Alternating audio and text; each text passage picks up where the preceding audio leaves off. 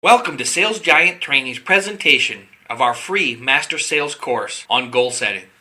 Remember, for more great training, visit us online at www.salesgianttraining.com. We wish you tremendous success as you become a true sales giant. All right. I've actually used this gentleman, quoted this gentleman twice. This is Aristotle, friend of Socrates or Socrates, depending on if you're watching Bill and Ted's Excellent Adventure or not. Aristotle had a lot to say about goal setting. He said it a long time ago. It still makes sense. It's still something that we can learn from as far as what the precursors to success are. Somebody read this quote for me. So he kind of breaks this down into three parts when it talks about goal setting. The first one is to have the goal, have the objective. The alternative to this is to not have a goal or an objective. We all, I believe, have something in our lives where we would like to end up one day. The problem is, until you define what it is, getting there is just pure chance. Now, if we look at the map of the city of Chicago, and there was some happiness on that map somewhere for you, but you didn't know where it was. You could get into your car, you could drive around, and you may eventually find it. The problem is, you don't have a lot of people, successful, happy people, who look back on their life and say, boy, I had no idea what I wanted, but I sure found it. You have to know first what it is. The second part of that is find the necessary means. Okay? The wisdom, the money, the materials, and the methods. If you're going to set out driving throughout the city of Chicago looking for happiness, you first need a car. You need gas, maybe an ice scraper, and a map. Those are the means necessary. So first you got to know where you want to end up. Then you have to have the means to get there. And what's the third thing? What's the third thing? You know where you want to go, you have the map, you have the car, you have the gas money, you have the ice scraper. You got to use it then, right? Because you can have it and not use it. You can use it and not know where you're going. You can know where you're going and not have the tools to get there. None of these are likely to produce the result that you're looking to produce. So from Aristotle, look at Harvard. Anybody ever heard of Harvard? Okay, what is Harvard? Okay, it's a street in Chicago. What else is Harvard other than a beat? It's an Ivy League college. Now, if you had, good colleges up here and bad colleges down here, where might Harvard be? At the top. Okay, pretty close to the top, right? And for $40,000 a year, it should be pretty close to the top. Is it? Okay. So it's expensive, right? So the people that go to Harvard have to have the money to pay for tuition at Harvard, right? And if it's $80,000 a year, are these poor people without a lot of advantages in life? Or are they rich people with a lot of advantages? You might have a scholarship, right, which means you're pretty smart, right? You have the money to pay for it. That would be another big thing. The point is this, is that if you go to Harvard, you probably have some advantages, whether it's money in the family or intelligence in your head. So that by the time that you go there and you graduate from there, would you say you probably have a pretty big advantage, a step forward in success in life? Just by virtue of going there, right? Now, Harvard also has a business school, which is even one step harder to get into. You probably have to go to somewhere like Harvard or Yale to even get into the Harvard Business School, where you can get an MBA. If you have a Harvard MBA, what's the likelihood you're going to be successful? Just by having that piece of paper, you write your own ticket. People are coming to you. They're giving you signing bonuses. Come work for us. You're Harvard MBA. You're the best of the brightest. You've got the best training. These are the people that run companies. Okay? The point being is that this group, in general, should be very successful. In 1979, they did this study, and they wanted to find out what led to success. So they started with a group, the 1979 graduating MBA class of Harvard, and they asked them, they did a survey. And one of the questions is listed up here, but this is not all of them. They asked literally hundreds of questions of all of the people graduating in that class.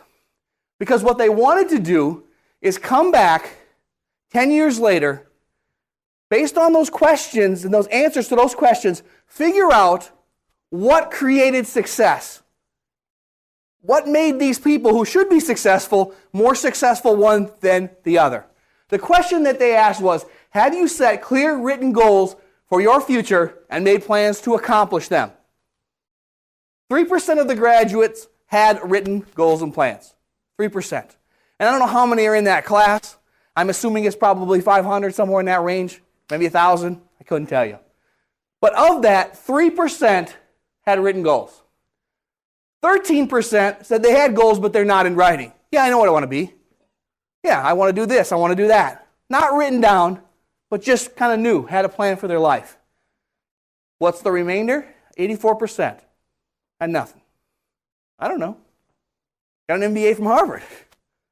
People tell me what I'm going to do. They'll come to me. Right? Took that attitude with it. Now, 10 years came back, and they interviewed the same class again. The 13% of the class who had goals, not written, just goals, were earning on average twice as much as the 84% that had no goals. That's 1-to-1 comparison. I'm making $200,000. I had goals. He's making $100,000. So it's significant. But look at the 3% who had clear written goals. They were earning on average 10 times as much as the other 97% put together. That means that there's 500 people in that class. The people that had the written goals, and on top of this other advantage, obviously, the Harvard MBAs, which would put them ahead very significantly. However, the 3% that had written down what they wanted to do in life were making, on average, 10 times as much as the entire class put together. So this is not I'm making $200 and he's making $100,000 a year. This is I'm making $20, $30 million and this guy's making $100,000. When they look back at this in this study, the only factor that they could determine that was different was the question about goals. What career they went into, what their background was, who they knew, connections, all of that stuff did not correlate to success, but the goal question did. So that the ones that had the written goals were making 10 times as much as the whole rest of the Harvard MBA class of that same year combined.